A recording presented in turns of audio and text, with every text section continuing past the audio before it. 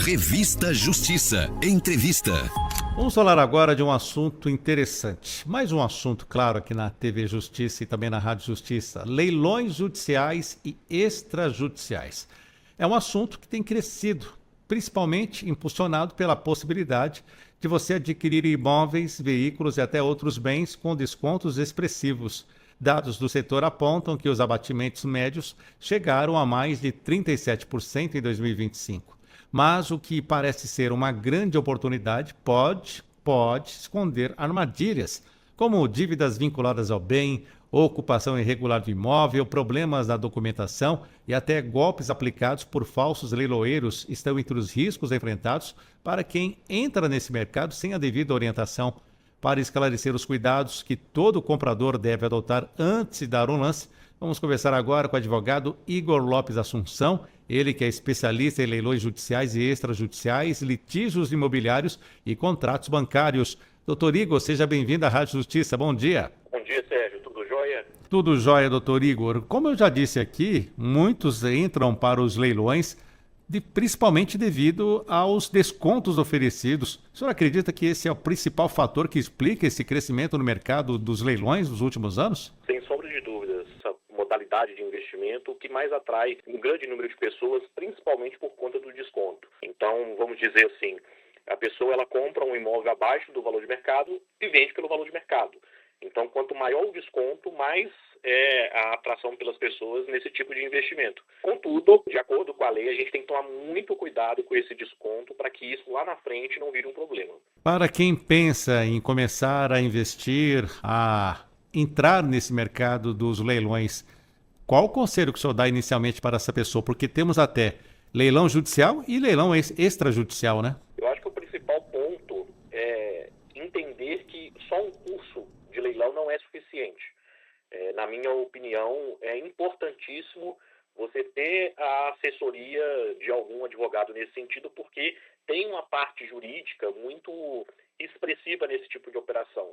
Então, principalmente no leilão judicial, para que seja feita uma análise antes de todo o processo, para ver se de fato esse imóvel que está indo a leilão ele está numa condição madura, de que não existe uma chance de lá na frente haver alguma anulação. E no leilão extrajudicial, da mesma forma, eu entendo que é indispensável haver uma análise jurídica de tudo o que está envolvido nessa operação, principalmente em relação a dívidas, em relação à ocupação, em relação ao próprio valor. Então, eu entendo que essa operação de leilão, ela ultrapasse muito do ponto de vista de investimento. Investimento, todo mundo, eu acredito que pode adquirir esse conhecimento. Agora, do ponto de vista jurídico, eu entendo que é indispensável uma assessoria nesse sentido. E qual a diferença entre um leilão judicial e um extrajudicial? O que o comprador precisa entender antes de participar de cada modalidade, doutor? O leilão judicial, já existe uma ação na justiça, seja qual for a dívida, e a pessoa está sendo processada. E, no meio dessa ação, o bem que ela tem vai a leilão para satisfazer aquela dívida. Agora, o leilão extrajudicial é um pouco diferente. Eu sempre falo que advém de uma alienação fiduciária. Então, seja um financiamento, seja um empréstimo com o imóvel em garantia. E aí, todo esse procedimento ele é feito fora do judiciário. Então, o imóvel é levado a leilão, primeiro a intimação é feita pelo cartório e tudo é feito fora do judiciário.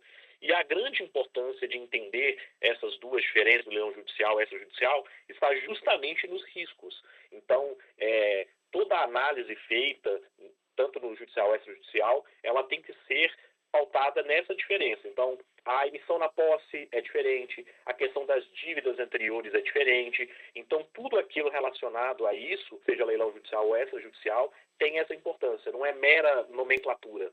Ficou claro? Sim, ficou claro, doutor. Doutor Igor, a questão de uma pessoa que vai lá e arremata um imóvel, o que essa pessoa acaba assumindo automaticamente ao adquirir um imóvel de leilão? Depende. No caso de leilão judicial, toda e qualquer dívida, ela subroga na operação. Então, a pessoa que assume, que compra um imóvel em leilão judicial, em tese, a rigor, ela não assume dívida nenhuma, porque o preço que ela paga a dívida que está paga, em tese, a dívida que está vinculada àquele imóvel. Então, Agora, no leilão extrajudicial, ele tem que tomar muito cuidado, principalmente com dívidas tributárias, IPTU, taxa de fiscalização e tudo mais, e condomínio. Então, quando você vai fazer essa operação de leilão, você tem que colocar na ponta do lápis se está valendo a pena, porque às vezes o desconto é de 50%, mas você ainda tem que pagar IPTU, tem que pagar condomínio, e quanto mais dívida tem, a sua margem ela fica muito pequena.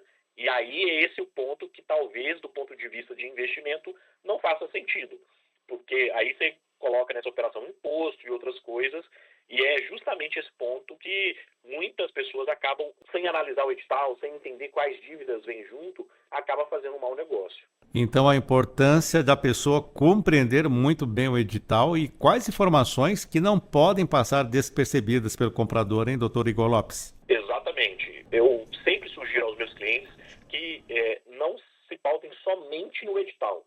Eu acho que o edital é um documento muito importante, mas no processo judicial eu entendo indispensável analisar tudo que está dentro do processo, para ver se tem alguma coisa que não está no edital, e no processo, no leilão extrajudicial, e além ainda do edital, fazer pesquisas para ver se existem ações judiciais em nome da pessoa, tirar certidões negativas de IPTU, de condomínio e tudo mais, para ver se de fato não existe alguma coisa além do que está no edital. Estou conversando com o doutor Igor Lopes Assunção, estamos falando sobre os leilões.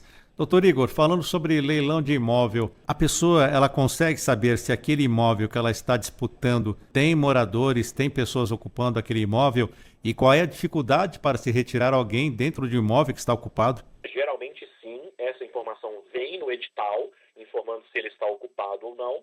Agora, essa dificuldade de tirar a pessoa, as pessoas às vezes entendem que é uma grande dificuldade, mas eu não entendo dessa forma. A via legal é a emissão na posse. Então, se for um leilão judicial, não existe um prazo especificado em lei para a pessoa sair. Então, a pessoa comprou o imóvel, é expedida a carta de arrematação e, a partir disso, já pode retirar a pessoa de lá, inclusive com força policial. Então, essa questão é resolvida pelo Estado. Agora, se for um leilão extrajudicial, isso é feito via ação de emissão de posse. Então, a pessoa que mora lá, ela tem um prazo de 60 dias corridos para sair de forma voluntária. Superado esse prazo, se ela não sair, o judiciário ele manda o cumprimento do mandado com uso de força policial e tudo mais. Então, assim, apesar do imóvel estar ocupado, judicialmente não existe uma dificuldade muito grande de tirar essa pessoa de lá. Existe aí uma média de tempo, 60 dias são suficientes ou o senhor já teve que enfrentar situações mais complexas? Sim, a situação mais complexa sempre advém quando existe uma decisão suspendendo a emissão de posse. Então, entendendo que o processo que levou o imóvel a leilão tem algum vício. E aí a emissão de posse fica paralisada. Por isso que aí eu retomo a importância de, antes de você fazer qualquer lance no leilão, você entender se existe risco mesmo de alguma anulação lá na frente ou algo nesse sentido. Então, geralmente a dificuldade que a gente encontra é justamente nesse ponto, de existir alguma paralisação, alguma liminar para que a pessoa continue na posse do imóvel. E aí, isso pode demorar anos. Então, essa é a grande importância de analisar tudo antes. Porque se você faz um lance do ponto de vista financeiro que vale a pena, mas existe vários e várias nulidades no procedimento, provavelmente a emissão na posse vai ficar paralisada. Doutor Igor, e os golpes envolvendo leilões? Vemos aqui várias notícias que esses golpes estão crescendo. Quais os sinais de alerta que indicam uma possível fraude com um falso leilão? O principal alerta é a empresa que está fazendo essa divulgação de leilão, ela não ter visibilidade nenhuma. Então, eu sempre sugiro às grandes empresas de leilão, principalmente a Caixa tem um site nesse sentido, tem outras empresas leiloeiros grandes.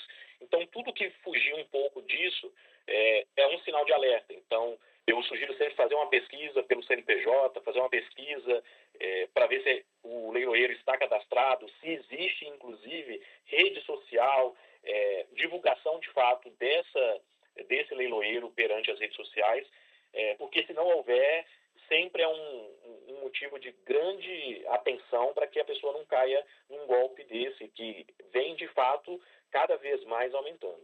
Qual seria o passo a passo básico, então, que o senhor recomenda a quem deseja aproveitar as oportunidades dos leilões sem correr riscos desnecessários, hein, doutor Igor?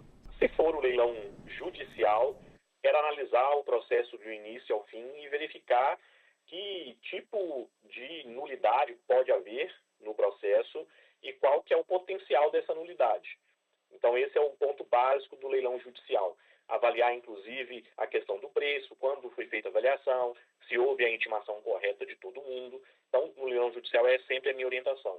No leilão extrajudicial, eu sempre sugiro avaliar, solicitar no cartório de imóveis se o devedor ele foi devidamente intimado para a purgação da mora, verificar principalmente se o lance está sendo feito por uma plataforma correta, avaliar a questão do desconto. Toda vez que houver um desconto acima de 50%, eu sugiro sempre deixar um botão de alerta para avaliar se de fato faz sentido fazer esse lance.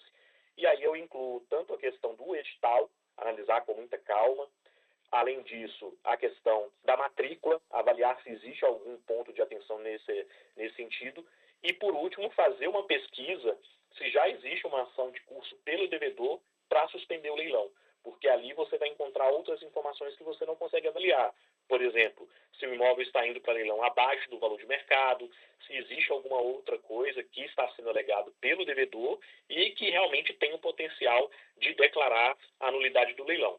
Por si só, uma ação judicial ajuizada pelo devedor não é um ponto de atenção, mas sim o que de fato está sendo alegado por ele naquela ação. Quero agradecer a participação do advogado Igor Lopes Assunção, especialista em leilões judiciais e extrajudiciais, também sobre litígios imobiliários e contratos bancários, falando sobre os cuidados que devemos ter antes de participar de um leilão. Doutor Igor, muito obrigado pela atenção com a Rádio Justiça. Até a próxima. Até a próxima. Muito obrigado. Tenha um excelente dia.